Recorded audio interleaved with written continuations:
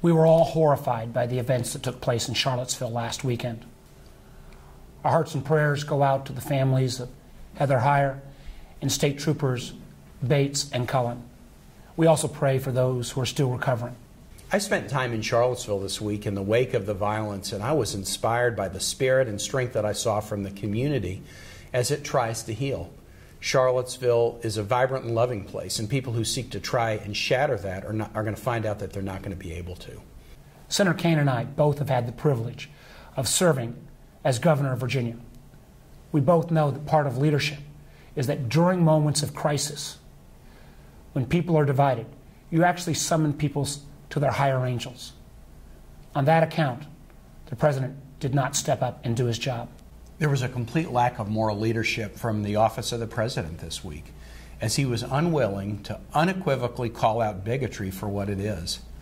Let's be clear. The violence in Charlottesville was fueled by one side, white supremacists spreading their intolerant message of racism, anti-Semitism, and intimidation. Those are the facts. The ideologies of white supremacists, neo-Nazis, the KKK, and other hate groups have no place in this Commonwealth or this country. And our nation's leaders need to join to call out racist and hateful speech, promote diversity, and work on ways to combat hate-based crimes. It was flat out wrong for the President of the United States, not once but twice, to state that there was some level of moral equivalency between those who came to Charlottesville to preach hate and practice violence and those who, mostly from the community, who were there as counter-protesters on behalf of human and civil rights.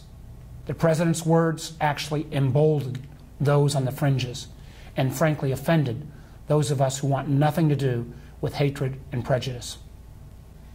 We call ourselves in Virginia a commonwealth because the word signifies community. It's who we are. Virginia is a state that has a lot of scar tissue. We've experienced hatred, we've experienced racism, but we've grown out of racial hatred and are now a more open and diverse society. We will not let anyone take us back to the days of hatred and bigotry. We will not go back. The violence that occurred in Charlottesville this past weekend has no place in our country, and we appreciate the outpouring of support for the people of Charlottesville and the people of our Commonwealth of Virginia. Reminds me of the words of Dr. Martin Luther King, who said our lives begin to end the day that we remain silent about things that matter. So we urge you to continue to step up and stand up for the things that do matter, for human and civil rights, for justice, and for equal opportunity for all. Thank you so much.